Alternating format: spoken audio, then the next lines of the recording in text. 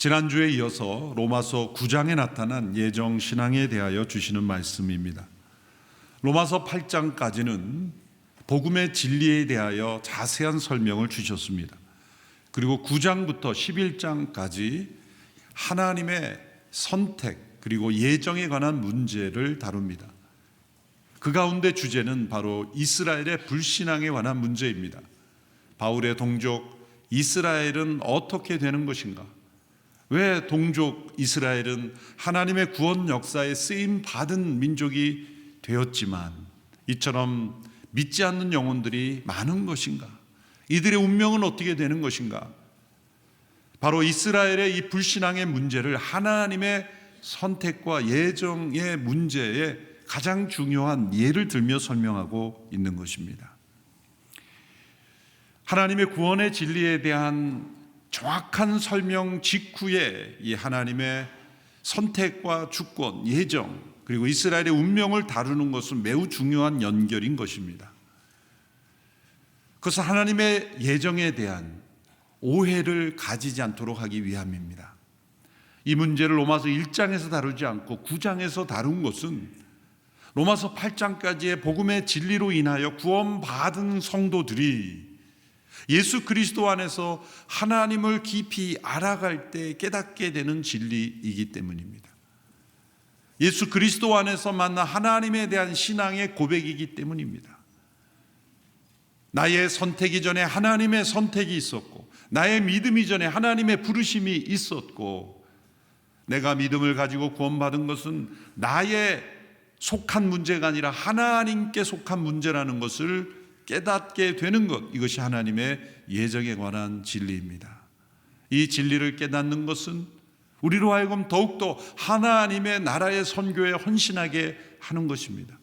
그래서 사도 바울이 로마서 9장을 시작하며 동족 이스라엘에 대한 큰 근심과 고통을 고백하며 시작하였던 것입니다. 그래서 이 문제를 다루며 동족 이스라엘을 위하여 더욱 간절히 기도하며 호소하게 되었던 것입니다. 하나님의 예정에 대한 심각한 오해와 잘못된 해석이 있습니다. 그것은 어떤 사람은 믿게 되어 결정되어 있고 어떤 사람은 믿지 않도록 결정되어 있기 때문에 우리가 어떤 노력이나 선택을 하지 않아도 믿기로 되어 있는 사람은 믿을 것이고 믿지 않기로 된 사람은 우리가 아무리 믿음을 가지도록 노력해도 기도해도 믿지 않을 것이기에 우리가 할 일은 없고 하나님이 알아서 다 하실 것이라는 생각, 이것이 잘못된 해석이요 옳지 않은 판단입니다. 이러한 시각에 빠지게 되면 예수님께서 제자들에게 너희는 온 세상에 복음을 전하라고 말씀하신 의미가 없는 것입니다. 성령께서 제자들에게 임하셔서 능력을 주셔서 모든 사람들에게 예수님의 증인이 되라고 하신 그 의미가 아무 의미가 없는 것입니다. 하나님의 예정이란 예수 그리스도를 믿음으로 구원받은 성도들이 그리스도 안에서 구원을 베푸시는 그 하나님이 어떠한 하나님인지를 더 깊이 깨닫게 될 때 더 깊은 전도와 선교의 열정을 가지게 되는 진리입니다. 그래서 사도 바울은 동족 이스라엘 구원을 위해서라면 내가 저주를 받을지라도 원한다고 했고 10장 1절에도 내 마음의 소원과 이스라엘 위해 하나님께 기도하는 것은 그들이 구원을 받는 것입니다 라고 고백하였던 것입니다.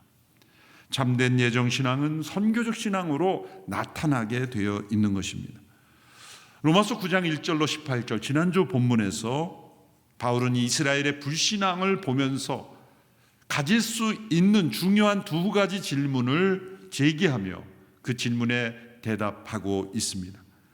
첫 번째 질문은 이 이스라엘의 불신앙으로 인하여 하나님의 말씀, 하나님의 약속이 파기된 것인가? 라는 질문이었습니다. 왜냐하면 하나님의 약속을 받고 하나님의 말씀으로 인도함을 받은 이스라엘이 불신앙 가운데 처해 있다면 하나님의 말씀이 헛되게 된 것 아닌가라는 질문을 누군가 던질 수 있기 때문이죠. 대답은 아니다라는 겁니다. 왜냐하면 6절에 이런 말씀이 나옵니다. 이스라엘에게서 난 자라고 해서 다 이스라엘이 아니다. 이스라엘이 두 번 나옵니다. 앞에 이스라엘은 이스라엘에게서 난 자라고 해서라고 할 때 앞에 이스라엘은 혈통적인 유대인을 가리키는 것이죠. 아브라함으로부터 혈통으로 유대인이 된 사람들을 가리키는 이스라엘이고, 다 이스라엘이 아니다라고 할 때는 혈통이 아닌 다른 요소로 인해 이스라엘이 되는 이스라엘이 있다는 겁니다. 유대인 내에서도 이스라엘이 있고 유대인이 아닌 사람들 가운데도 이스라엘이 있다. 다 이스라엘이 아니다. 결국 하나님의 약속과 말씀이 파기된 것은 아닌 것은, 하나님의 말씀과 약속이 향하고 있는 것은 앞에 이스라엘, 곧 혈통적인 유대인을 향한 것이 아니라 뒤에 이스라엘, 또 다른 기준에 의하여 이스라엘이 되는 새로운 이스라엘을 향하고 있는 것이기 때문이다 라는 대답입니다. 두 가지 사례를 통해서 그것을 설명했죠. 이스라엘 유대인들이 너무나 잘 아는 예입니다. 첫 번째는 아브라함의 두 자녀 이스마엘과 이삭의 예입니다. 둘 다 육신의 후손이었습니다. 그렇지만 하나님은 이스마엘이 아닌 이삭을 이스라엘로 받아들이고 약속의 자녀로 받아들였죠. 그것은 이스마엘이 어머니의 신분이나 또 종족이 달았기 때문이 아니라 이삭이 약속을 따라 난 자녀이기 때문이라는 거죠. 이스마엘과 이삭을 비교해서 누가 더 나으냐로 선택하신 것이 아니라 약속을 따라 태어났느냐 그렇지 않느냐입니다. 어떤 인간적인 능력을 보고 하시는 것이 아니라 약속을 따라 태어난 자녀인가 라는 기준으로 이스라엘을 선정했다는 것, 우리에게 어떤 진리를 계시하기 위해서입니까? 그것은 참 이스라엘은 하나님의 약속을 믿는 자들로 구성되는 것이다. 육신의 혈통이 아닌 약속을 따라 형성되는 이스라엘이 참 이스라엘이다라는 것을 우리에게 가르쳐주기 위해서입니다. 아브라함의 직속 자녀에게서부터 그런 기준이 나타나고 그 다음 후손인 약속을 따라 난 이삭의 두 자녀에게도 하나님께서 선택을 보여주셨죠. 이삭과 리브가에게서 태어난 에서와 야곱 중 하나님은 에서가 아닌 야곱을 택하셨습니다. 리브가의 뱃속에 쌍둥이로 존재할 때, 아직 세상에 태어나지도 않았을 때 하나님은 리브가에게 계시를 주셨습니다. 큰 자가 어린 자를 섬기리라. 에서가 야곱을 섬기게 될 것이다. 아직 그 자녀가 세상에 태어나서 어떤 능력이나 자질이나 성품이나 어떤 행위도 하지 않은 그때에 야곱을 하나님이 택함으로 우리에게 보여주시는 계시는 무엇인가? 하나님께서 택하여 구원하시는 참 이스라엘은 인간에게 있는 어떤 조건이나 능력이나 자질에 근거하지 않는다. 오직 한 가지 조건, 약속을 믿는 자들로 구성된다는 것을 보여주기 위해서입니다. 인간적으로 보면 에서와 야곱을 보면 사회적인 세상적인 기준으로 볼 때는 에서는 나름대로의 그가 가진 매력이 있을 겁니다. 영적으로 볼 때는 배고픔을 이기지 못해요. 장자권을 그렇게 팽개쳐버리는 그런 아둔함이 있지만 사냥을 좋아하고 이런 와일드한 모습이 세상 사람들에게는 또 다른 매력처럼 보일 수도 있어요. 야곱은 음흉하고 교활하고 계획적이고 자기 것을 가질 위해서는 속이기를 주저하지 않는 그런 인간적인 성품으로 비교해서 사람들에게 투표를 한다면 어쩌면 에서에게 더 많은 표가 갈 수도 있어요. 그렇지만 어떤 인간적인 조건과 사람들의 평가가 아닌 하나님의 기준에는 인간적인 어떤 요소도 고려되지 않는다. 단 한 가지 조건만 고려된다. 그것은 하나님의 약속에 대해 어떻게 응답하는가. 에서보다 야곱이 더 선하기 때문에 택한 것도 아니다. 인간에게 나타난 어떤 자질이 나타나기 이전에 하나님이 먼저 선택하신 것은 우리에게 오직 약속을 따라서 그 믿음으로 응답하는 자들에게서로만 이스라엘의 구성이 된다라는 것을 우리에게 알려주기 위해서입니다. 그러므로 하나님의 말씀이 파기된 것이 아니다. 왜? 하나님의 말씀은 육적인 혈통으로 되는 유대인들만을 향한 게 아니라 그 가운데 있는 약속의 자녀들, 또 육적인 혈통 밖에 있는 이방인 가운데서도 약속에 응답하는 자들을 통해서 하나님은 그 말씀을 이루어가고 계시기 때문이다. 이것이 첫 번째 논증이었습니다. 두 번째 질문은 이스라엘의 불신앙을 바라보며 그것은 하나님의 불의하심의 증거가 아닌가라는 질문입니다. 대답도 결코 아니다입니다. 이 질문을 풀어서 설명하면 하나님께서 모든 사람들을 다 긍휼히 여기셔서 구원하셔야지 일부 사람들만 선택하여 긍휼히 여기시는 것은 불의한 것 아닙니까? 라는 질문입니다. 하나님이 구원하시려면 모든 사람들을 다 구원하시고 모든 사람을 다 새하늘과 새 땅으로 인도하셔야 하나님은 의로우시지, 왜 일부만 선택하셔서 그들을 통해 복음이 전해지게 하셔서 믿게 하시는 이 지난한 과정을 통해서 구원하시느냐, 그 말이죠. 그것은 불의한 것이 아니냐라는 것입니다. 그러나 그것이 결코 그럴 수 없는 것은 우리는 본질상 진노의 자녀이기 때문입니다.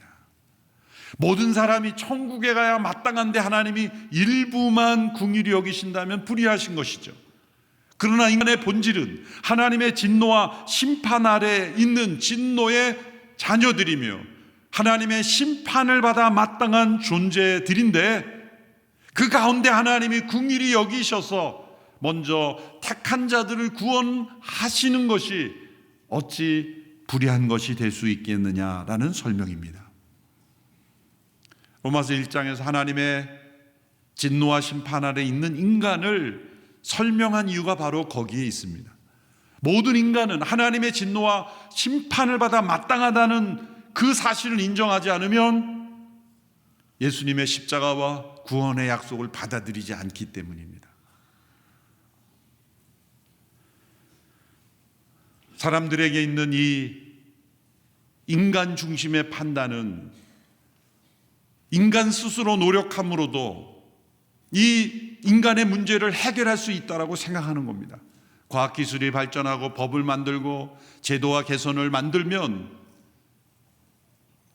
그리고 문화를 더 발전시키면 인간에게 나타나는 이러한 죄가 사라질 수 있느냐? 여러분, 이 세상이 흘러가는 것을 보십시오. 과학은 100년 전과 비교할 수 없는 전혀 다른 세상이 되었고, 법과 제도는 더 치밀해졌고, 그렇지만 세상은 어떤 세상이 되고 있습니까?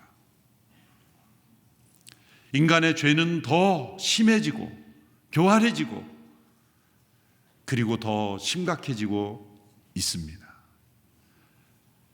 인간은 괜찮은 존재가 아니라 만물보다 심히 부패한 마음을 가진 존재들입니다. 배고파서 저지르는 범죄보다 배부른 자들이 저지르는 범죄가 더 많다는 것. 부족해서 죄를 짓는 것이 아니라 넘치도록 가지면서 더 탐욕스럽게 되는 것. 이것이 세상에 나타나는 인간의 범죄의 끔찍함. 이러한 현상들을 보면서 인간 스스로 이 죄의 문제를 해결할 수 있다는 것, 그것은 거짓말입니다. 모든 인간은 천국에 가야 마땅한 존재가 아니라 지옥에 가야 마땅한 존재들임에도 하나님이 긍휼히 여기시는 것은 불의함이 아니라 의로움이라는 겁니다. 어떻게 그것이 가능한지를 설명하는 것이 이제 9장 19절 이하의 오늘 본문이 되는 겁니다. 오늘 본문은 지난주의 본문에 나타난 이 질문에 대한 대답이 되는 본문입니다. 세 가지 이유로 하나님의 의로우심을 설명하고 있습니다. 첫째로 우리에 대한 소유권이 하나님께 있기 때문입니다. 우리를 창조하시며 우리의 주인이신 분이 하나님이시기에 하나님의 피조물이요 그분의 종인 우리들이 하나님께 대하여 도전할 수 없다는 겁니다. 20절의 말씀을 우리 함께 읽겠습니다. 시작. 그러나 사람이 무엇이기에 감히 하나님께 말대답을 한단 말입니까? 지음을 받은 것이 지은 자에게 왜 나를 이렇게 만들었습니까? 라고 대들 수 있겠습니까? 사람이 무엇이기에 피조물임에도 어떻게 하나님 창조주께 대들 수 있습니까? 라는 말입니다. 구약에서 엄청난 고난을 받았던 사람이 욥입니다. 욥이 그 고난 속에서 수많은 질문을 하나님께 쏟아냅니다. 고난 속에 있는 분들이 욥기를 통해서 받는 은혜는 하나님께 하고 싶은 말을 욥이 다 해주기 때문이죠. 엄밀한 의미에서 욥기 안에는 위로가 나타나지 않습니다. 친구들이 와서 위로라고 하는 말이 사실은 정죄였고 비판이었고 욥을 더 가슴 아프게 하는 말들이었기 때문에 욥기가 길어진 거예요. 전체 내용은 간략한데 친구들의 말 때문에 길어진 거예요. 위로의 말 같지만 정죄의 말이고, 그리고 사랑의 언어가 아니라 비판의 언어였어요. 마지막에 하나님이 나타나십니다. 그런데 하나님의 모든 말씀 속에 위로를 기도했던, 그리고 자신의 질문에 대한 대답을 요구했던 욥은 도리어 당황하며 회개하게 됩니다. 왜냐하면 하나님은 욥에게 대답을 해주지 않고 질문을 하셨기 때문이에요. 하나님은 욥에게 말씀하십니다. 내가 내게 대답하여 보거라. 대장부처럼 허리를 묶고 대답해 보여라. 그러면서 하시는 첫 질문은 내가 땅에 기초를 놓을 때 너는 어디 있었니? 그 크기와 길이를 잴 때 너는 어디 있었니? 하나님이 창조하실 때 존재하지 않았던 존재가 고난 속에서 하나님이 하시는 일을 대들며 이유를 물을 수 없다는 겁니다. 하나님의 모든 말씀에 어쩌면 욥은 기대했을지 모릅니다. 욥아, 고생 많았지. 얼마나 힘들었니? 내가 너를 시험대에 올려서 이런 상실과 아픔을 겪게 해서 참 나도 마음이 아프다, 뭐 이런 위로가 나올 것 같은데 전혀 나오지 않습니다. 하나님은 오히려 욥에게 강한 질문을 던집니다. 놀라운 것은 욥이 이런 하나님의 위로가 아닌 질문을 받으면서 회개하게 된다는 거예요. 도리어 하나님이 그래 내가 미안하다 하실 것 같은데 아닙니다. 욥이 하나님께 회개합니다. 그렇게 고백합니다. 그러면서 욥이 하는 말이 내가 헤아릴 수 없는 말을 하였고 내가 이해하지 못하는 말을 하였습니다고 하면서 제가 회개합니다. 그렇게 회개합니다. 왜 이런 일이 일어났을까요? 피조물인 존재가 창조주 하나님이 하시는 일을 알지 못하며 자신의 논리로 하나님 앞에 대들었던 욥의 죄악을 욥이 회개한 것입니다. 바울은 토기장이와 진흙의 예를 들어 그 관계를 또 다시 설명합니다. 21절의 말씀을 보십시오. 함께 읽습니다. 시작. 토기장이와 진흙 한 덩어리를 가지고 하나는 귀 있을 그릇을 다른 하나는 막 쓸 그릇을 만들 권리가 없겠습니까? 토기장이와 진흙의 비유를 듭니다. 이 말씀은 하나님께서 어떤 사람들은 귀하게 창조하셨고 어떤 사람은 선하게 창조하셨다는 뜻이 아닙니다. 어떤 사람들은 구원받도록 창조하셨고 어떤 사람은 버림받고 심판받도록 창조하셨다는 뜻도 아닙니다. 토기장이와 진흙의 비유를 통해 우리에게 알려주시는 것은 진흙이 이미 존재하는 물체라는 것입니다. 그 진흙을 가지고 귀하게 쓰는 그릇이냐 천하게 쓰는 그릇이냐, 진흙에서 그릇으로 만든다고 하셨지 없는 것에서 진흙을 창조하셨다 말씀하지 않으셨죠. 그러면 이것은 창조를 말씀하는 게 아니고 창조된 인간의 타락한 상태에서 하나님이 하시는 일을 말씀하시는 겁니다. 진흙 한 덩어리, 이미 존재하는 진흙 한 덩어리와 같은 것을 가지고 하나님이 어떻게 타락한 인간을 하나님이 어떤 그릇으로 빚으시는가에 하나님의 절대적인 주권이 있음을 말하는 거죠.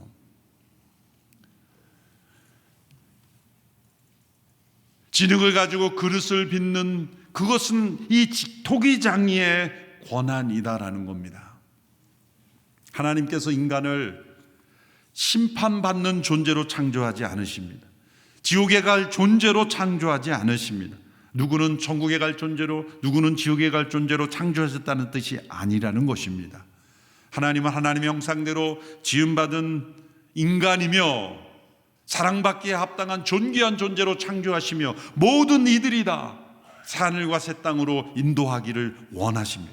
그러나 아담 안에서 태어난 타락한 인성을 가진 존재는 하나님의 저주와 심판 아래 있기에 그 진흙 한 덩어리와 같은 존재를 하나님께서 그릇으로 빚어 가시는데, 그것이 긍휼의 그릇이냐 진노의 그릇이냐의 문제입니다. 이 진흙 한 덩어리는 멸망받기에 합당한 존재, 하나님의 진노와 심판 아래 있는 존재, 진흙 한 덩어리를 가지고 토기장이가 그릇으로 빚지 않아도 진흙 한 덩어리는 통기장이에게 왜 나를 그릇으로 만들지 않습니까? 비판할 수 없다는 거예요. 진흙 한 덩어리라는 존재라는 것은 토기장이가 진흙을 가지고 그릇으로 만들 수도 있고 안 만들 수도 있는 거예요. 그냥 진흙을 버릴 수도 있는 겁니다.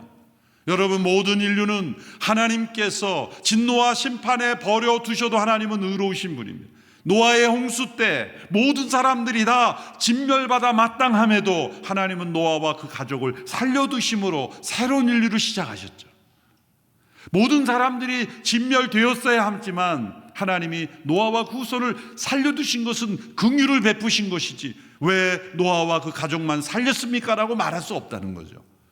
그럼 노아와 그 가족이 생존하여 번성하게 된 그 후손들이 어떻게 됐습니까? 바벨탑을 쌓고 하나님을 또 반역하는 모습이 났을 때, 바벨탑을 하나님께서 진멸하셔도 됨에도 하나님은 또 그 가운데 인류를 그냥 흩으심으로 언어를 혼잡게 하심의 심판만 하신 거예요. 그리고 그 가운데 후손 가운데 아브라함이라는 한 사람을 택하셔서 하나님이 새로운 이스라엘, 새로운 하나님의 나라, 하나님의 백성을 이루어 가셨다는 거예요. 그러므로 이 하나님의 선택에는 긍휼이 있었고 모든 사람들이 멸망받아 마땅한 상태에서 하나님이 구원 역사를 이루어 가신 거예요. 그렇기 때문에 일부만의 선택에서 구원하시고 전부를 구원하시지 않느냐는 말은 합당하지 않는 것입니다. 그리고 그 그릇을, 토기장이를 보면 이 진흙을 만들 때 그 그릇이 마음에 안 들면 또 다시 그 망가진 그릇을 다시 만들어 그릇을 빚지 않습니까? 저는 이 그릇이라는 의미 속에 우리가 믿음으로 하나님의 약속을 받아들일 때 진노받아 마땅한 그릇을 하나님이 긍휼이 임하는 그릇으로 빚으시는 하나님의 그 넓은 마음이 포함되어 있다고 생각하는 거예요. 어떤 사람은 창조 때부터 세상에 올 때부터 진노로 죽음 망하는 운명으로 태어난 어떤 사람은 구원받아 천국의 운명으로 태어났다는 게 아니라 모든 사람은 하나님의 형상대로 지음받은 인간인데 또한 모든 사람이 아담 안에서 멸망에 처할 운명이지만 진흙 한 덩어리와 같은 존재를 하나님은 한 영혼 한 영혼 긍휼을 받기에 합당한 그릇으로 빚으셔서 우리를 빚어가신다. 얼마나 크신 긍휼입니까? 그러므로 두 번째 이유가 여기에 나오죠. 왜 어떤 사람에게는 긍휼을 베푸고 어떤 사람에게는 베풀지 않습니까? 그것이 왜 불의한 일이 아닙니까? 구원하시는 분은 하나님이시지만 멸망하는 책임은 인간 자신에게 있기 때문입니다. 22절에 그 이유가 나와 있습니다. 22절 말씀 함께 읽겠습니다. 시작. 만일 하나님께서 진노를 보이시고 능력을 알리시고자 멸망받도록 예비된 진노의 그릇에 대해 오래 참으심으로 관용하시고, 하나님은 진노받아 마땅한 진노의 그릇에 대하여도 오래 참으심으로 관용하신다는 거예요. 그러므로 하나님께서 왜 모든 인간을 구원하지 않고 일부만을 택하셔서 구원하시는가에 대한 질문은 잘못된 질문이며 다시 이런 질문으로 바꿔야 됩니다. 어떤 질문이 되어야 합니까? 하나님께서는 왜 모든 인류를 멸하시는 것이 마땅함에도 불구하고 오래 참으시며 그 가운데 구원하시는가? 이렇게 질문해야 된다는 겁니다. 하나님께서 왜 오래 참으십니까? 멸망받고 진노와 심판받아 마땅한 존재들 가운데 왜 오래 참으십니까? 회개와 구원의 기회를 주시는 거예요. 토기장이신 그분이 이 진노의 그릇이 다시 긍휼과 하나님의 은혜의 그릇으로 빚으시는 기회를 주시는 거예요. 오래 참으시는 가운데 하나님은 긍휼을 베풀기 원하고 모든 사람들이 다 구원에 이르기를 원하시기 때문입니다. 여러분, 성경을 읽으면서 구약 37권 읽으면서 왜 이렇게 성경이 두껍나 그런 생각 혹시 안 해보셨어요? 왜 이렇게 두껍게 많이 하셨나? 여러분, 구약이 이렇게 두꺼운 것은 하나님의 오래 참으심의 두께입니다. 불평하시면 안 돼요. 하나님이 오래 참으신 역사의 흔적이 이 성경이에요. 하나님의 오랜 역사 속에 하나님이 참고 또 참으시고 참으셨습니다. 왜냐하면 회개의 기회를 주시고 누구든지 핑계치 못하게 하시기 위해서입니다. 예수님께서 부활 승천하신 이후에 다시 오신다고 하는 것을 재림을 믿었던 사도들과 제자들, 초대교회 주 50년에서 100년 사이에 신앙생활을 했던 분들은 예수님께서 자신들이 살아있을 때 오실 것이라고 믿었습니다. 그래서 질문을 던진 겁니다. 사도들에게. 예수님 다시 오신다 그랬는데 도대체 언제 오시는 건가? 예수님 승천하신 이후에 몇십 년이 지난 후에 오시지 않은 것을 왜 과연 오시느냐? 오신다. 그럼 언제 오시느냐? 왜 안 오시느냐? 사도 바울이 베드로서와 데살로니가서에서 이렇게 답변했습니다. 더딘 것이 아니라 오래 참으시는 것이다. 그리고 주께는 하루가 천년 같고 천년이 하루 같은 것을 잊지 말라. 그러므로 지금 주후 2022년이 지나서 이 원리를 대입하면 예수님이 이 땅에 오시고 죽으시고 승천하신 지 몇 년 지난 거예요. 몇 년이 아니라 이틀 조금 지난 거예요. 하나님께는 2000년이란 시간 하나님은 이틀처럼 참으시는 거예요. 그러므로 하나님께서 하루만 더 참자 그러면 3000년이 돼요. 이틀만 더 참자 그러면 4000년이 되는 거예요. 근데 우리는 도대체 오시는 거냐 안 오시는 거냐, 안 오는 거 아니냐 그렇게 따지지만 하나님의 오래 참으심인 거예요. 이것이 3일이 걸릴지 4일이 걸릴지 5일이 걸릴지 우리는 모릅니다. 내일이 될지도 모르죠. 그러므로 마틴 루터가 이렇게 말했습니다. 그리스도인들은 어제 예수님께서 죽으신 것처럼 살고 오늘 부활하신 것처럼 그리고 내일 다시 오실 것처럼 살아야 한다. 하나님께서 멸망마다 마땅한 이들 가운데 택하신 이들을 구원하셔서 긍휼의 그릇으로 만드시고 그리고 모든 이들이 그런 긍휼의 그릇이 되기를 원하시지만 끝까지 완악함으로 진노의 그릇이 되기로 고집하는 이들이 있다는 거예요. 그 예가 바로 바로의 예입니다. 하나님께 끝까지 반역하며 하나님께서 주시는 회개의 길을 거절하죠. 왜 하나님께서 애굽에 10가지 재앙을 하셨습니까? 한 가지 재앙이 일어났을 때 바로에게도 회개의 길을 주시는 거예요. 2개, 3개, 4개, 5개 재앙이 하나씩 추가될 때 그럼에도 바로는 완악함을 버리지 않고 마지막 재앙이 주어졌을 때도 회개하지 않았던 것입니다. 하나님은 이처럼 바로와 같이 완악한 자에게도 회개할 기회와 시간을 주시고 오래 참으시는 하나님이시지만 끝까지 진노의 그릇이 되기로 작정하는 이들이 있다는 겁니다. 그럼 하나님 불의하신 분입니까? 인간에게 있는 이 자유의지와 그리고 하나님을 거부하는 그러한 것이 하나님이 구원받을 만한 충분한 역사와 계시와 이유를 증거를 주셨음에도 거부하는 이들이 있다는 겁니다. 그들이 진노의 그릇이 된다는 겁니다. 전도 폭발을 창시하신 제임스 케네디 목사님이 이런 비유를 예로 만들어 들었습니다. 만든 이야기입니다. 자신에게 5 친구가 있는데 그 친구들이 어느 날 은행을 털기로 그렇게 모여야 했다는 거예요. 그걸 알고 그 5 친구들을 말립니다. 제발 그런 나쁜 악한 짓 하지 마라 빌었습니다. 그러나 5 친구들은 이 친구를 밀쳐내고 자신들이 은행을 털기로 한 그 악한 일을 강행하려고 했습니다. 아무리 막아도 막을 수 없는 그들. 그런데 마지막 한 사람을 붙잡고 다리를 걸어 넘어뜨리고 씨름하면서 그 친구를 가지 못하게 막았다는 거예요. 4명의 친구들은 계획대로 은행을 털고 그리고 경비원들이 죽고 그리고 그들은 잡히고 재판을 받고 사형에 처하게 되었어요. 그러면 한 사람, 은행을 터는데 가담하지 않았다 한 사람이 벌받지 않은 것은 그가 착해서입니까? 아니죠. 누군가 그 사람을 막았기 때문이라는 거예요. 바로 이것이 우리가 구원받는, 긍휼을 받는 모습이라는 거죠. 우리가 하나님의 심판과 진노에 처하게 되지 않은 것, 그것은 우리가 다른 사람보다 더 잘나고 분별력 있고 교양이 있어서 판단력이 있어서 선택하여 구원받은 것이 아니라 우리를 은혜로 막아주시고 우리로 하여금 더욱더 완악함에 처하지 않도록 우리를 붙드시는 하나님의 부르심이 있었기 때문이다. 이것을 깨닫는 것이 예정신앙이라는 거예요. 나의 선택 이전에 하나님의 선택이 있었고 나의 믿음 이전에 하나님의 부르심이 있었기에 내가 긍휼을 받는 그릇이 되었다. 진흙 한 덩어리에 불과한 멸망받아 마땅한 제가 긍휼의 그릇으로 빚어졌다는 것, 그 이유는 오직 한 가지밖에 없습니다. 하나님의 은혜와 자비하심 때문입니다. 이 고백을 하는 것이 바로 예정신앙이라는 겁니다. 누구는 창조될 때부터 지옥 갈 운명이고 누구는 천국, 그런 게 아니라는 거예요. 그렇다면 세 번째 이유, 하나님께서 어떤 사람들에게는 긍휼을 베푸시고 또 다른 사람들은 내버려 두시는 이유가 무엇인가? 그것은 하나님의 영광의 풍성함을 알리게 하시기 위함입니다. 23절의 말씀을 같이 읽겠습니다. 시작.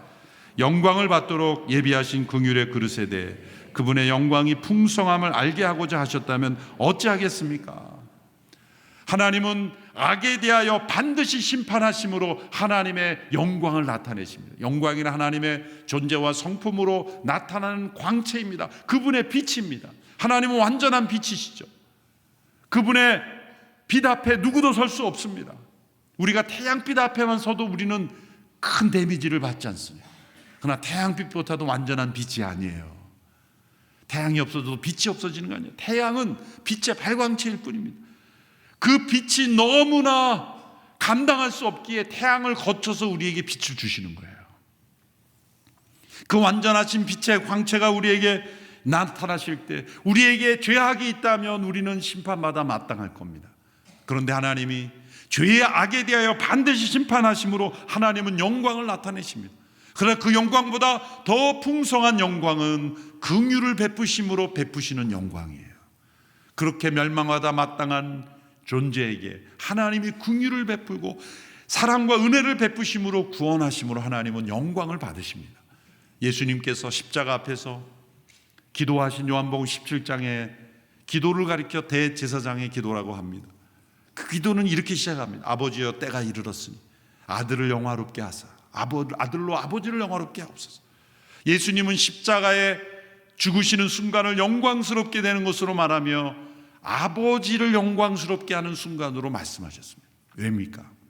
십자가는 하나님의 모든 심판이 그 죄에 대하여, 죄와 죄인에 대하여 내려지는 하나님의 심판이 집행되는 사건이기에 하나님의 영광이 나타난다는 거예요.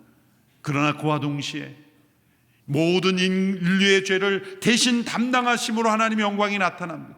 동시에 그 죽음으로 인하여 모든 이들에게 하나님의 긍휼과 은혜가 나타날 수 있기에 하나님의 영광의 풍성이 나타난 겁니다. 하나님은 이 진노와 긍휼을 통해서도 하나님의 영광을 나타내신다는 거예요. 이런 시각에서 이스라엘의 불신앙을 바라보아야 한다는 겁니다. 이런 세 가지의 관점으로 24절에 보면 바울이 이스라엘의 불신앙을 바라봅니다. 24절의 말씀을 보십시오. 시작. 하나님께서 우리를 바로 이 그릇으로 부르셨으니 곧 유대 사람 가운데서뿐 아니라 이방 사람 가운데서도 부르셨습니다. 우리를 바로 이 그릇으로 부르셨다. 우리는 지금 긍휼의 그릇이냐 진노의 그릇이냐의 그 상태에 있어 진흙 한 덩어리와 같은 존재인데 우리가 하나님의 약속을 믿음으로 이 십자가를 통한 약속을 받아들인다면 우리는 긍휼의 그릇이 될 것이고 그 하나님의 십자가의 그 은총을 받아들이지 않는다면 우리는 진노의 그릇이 되어야 마땅하다는 거예요. 그러므로 유대인들의 불신앙은 놀라운 것이 아니라는 겁니다. 성경에서 이미 이러한 일을 예언하셨기 때문입니다. 호세아서 그리고 이사야서의 예언 중에 혈통적인 육신으로 하나님의 백성이 된다는 말씀은 하나님이 주신 일이 없다. 이미 아브라함의 후손, 이삭의 후손에도 그랬지만 여러 예언자들을 통해서 혈통적인 유대인이라고 하나님의 백성이 되는 것이 아니다. 참 이스라엘은 다른 기준에 의해서 이루어진다고 이미 말씀하셨다는 거죠. 25절 26절에 보십시오. 호세아서에서도 하나님께서 말씀하시기를 내가 내 백성이 아닌 자를 내 백성이라 사랑받지 못한 자를 사랑받는 자라 부를 것이다. 그리고 너희는 내 백성이 아니다라고 말한 그곳에서 그들이 살아계신 하나님의 아들이라 부를 것이다. 이것은 무엇입니까? 혈통적인 유대인이 아닌 이방인 가운데서도 하나님의 백성, 하나님의 자녀들이 될 것이고, 물론 유대인 가운데서도 하나님의 백성이라 불릴 자들인 거죠. 유대인이냐 이방인이냐가 아니라 약속을 믿는 자냐 아니냐, 그 기준이라는 거예요. 이사야도 인용하죠. 27절 28절을 보십시오. 우리 같이 읽어보겠습니다. 시작. 이사야도 이스라엘에 부르짖기를 비록 이스라엘 자손의 수가 바다의 모래알 같을지라도 오직 남은 자만 구원받을 것이다. 주께서 그 말씀하신 것을 땅 위에서 온전하고 신속히 이루실 것이다 라고 했습니다. 오직 남은 자만 구원받을 것이다. 바다의 모래알 같을지라도 하나님의 은혜의 그릇, 긍휼의 그릇이 되는 자들은 남은 자들이다. 어떻게 남입니까? 하나님의 약속에 믿음으로 응답하는 자들이다. 결론적으로 왜 이스라엘의 불신앙 가운데 처해 있는가? 하나님의 약속이 파기된 것도 아니고 하나님의 이 불의하신 것도 아니라면 왜 이스라엘은 지금 불신앙 가운데 있는가? 결론이 30절 32절에 나옵니다. 그렇다면 우리가 무슨 말을 하겠습니까? 의를 따르지 않는 이방 사람, 의 곧 믿음으로 인한 의를 얻었으나 의의 율법을 따르던 이스라엘은 율법에 이르지 못했습니다. 그 이유가 무엇입니까? 이는부터 함께 읽습니다. 시작. 이는 그들이 믿음에 의해서가 아니라 행위로 의를 얻는 것처럼 행했기 때문입니다. 그들은 걸림돌에 걸려 넘어지고 말았습니다. 그 이유는 단 한 가지입니다. 하나님의 긍휼이 십자가 안에서 베풀어지고 그 영광이 나타났음에도 불구하고 사람들이 넘어지는 이유, 불신앙으로 인하여 진노의 그릇에 처하는 이유가 무엇인가? 단 한 가지 이유, 믿음을 받아들이지 않았기 때문이다. 자기 행위로 의롭다함을 얻을 수 있는 것처럼 착각하기 때문이다. 하나님이 율법 앞에 서게 함으로 자신들이 얼마나 무능한 존재, 불의한 존재임을 깨달으라고 주신 율법을 가지고 도리어 자신을 의롭다 여기는 도구로 사용해버린 이 잘못, 이 부당함이 그들에게 있었기 때문이다. 오직 약속을 믿음으로만 의롭게 된다는 것, 오직 십자가에 나타난 하나님의 의를 선물로 주어지는 것을 자신의 노력과 자신의 행위로 얻을 수 있는 것처럼 여긴 것, 그것이 바로 걸림돌이었다. 이것은 유대인만이 아닙니다. 예수님을 믿었다고 하는 사람들조차도 자기 스스로의 행위로 의로워질 수 있는 것처럼 그렇게 여긴다면 같은 기준이 해당이 된다는 겁니다. 무서운 말씀입니다. 여러분, 우리의 믿음의 여정에 걸림돌에 걸려 넘어지지 않게 되기를 바랍니다. 걸림돌은 끊임없이 우리 앞에 놓여 있어요. 길을 가다가 어떤 돌에 걸려 넘어지면 그 돌을 이 돌이 왜 여기 있냐고 돌을 저주하죠. 자기가 잘못 밟아놓고, 그리고 돌을 저주하며 더 세게 찹니다. 자기 발만 아플 뿐이에요. 돌을 만드신 분을 비난하고 돌을 왜 여기다 갖다 놨냐고 비난해봐야 소용이 없는 거예요. 자기가 보고 걸림돌을 피해가야죠. 그 걸림돌이 뭡니까? 우리 신앙생활에 자기를 의롭다 여기는 것이며, 자기 의미요, 자기 어떤 행위로 의로워질 수 있다고 착각하는 율법주의 신앙, 그리고 자기 의를 나타내는 신앙, 모든 것입니다. 오직 우리는 진노받아 마땅한 그릇이었다. 그러나 예수 그리스도의 약속 안에서 우리를 긍휼의 그릇으로 택하여 주신 은혜를 헛되이 만드는 걸림돌에 걸려 넘어지지 않게 되기를 축원합니다. 기도하겠습니다. 하나님 아버지, 하나님의 진노와 심판받아 마땅한 저희들을 긍휼의 그릇으로 빚어주시니 감사합니다. 진흙 한 덩어리에 불과한 저희들을 은혜와 자비와 긍휼을 베풀어 주셔서 영원한 생명으로 인도하시니 감사합니다. 이 하나님의 선택과 예정하심의 은혜가 마치 나의 의, 나의 공로, 나의 자랑인 것처럼 여기는 그러한 걸림돌에 넘어지지 않도록 우리를 붙잡아 주시옵소서. 오직 하나님께만 영광 올려드리는 우리 모두의 신앙이 되게 하여 주옵소서. 예수님의 이름으로 기도합나이다. 아멘.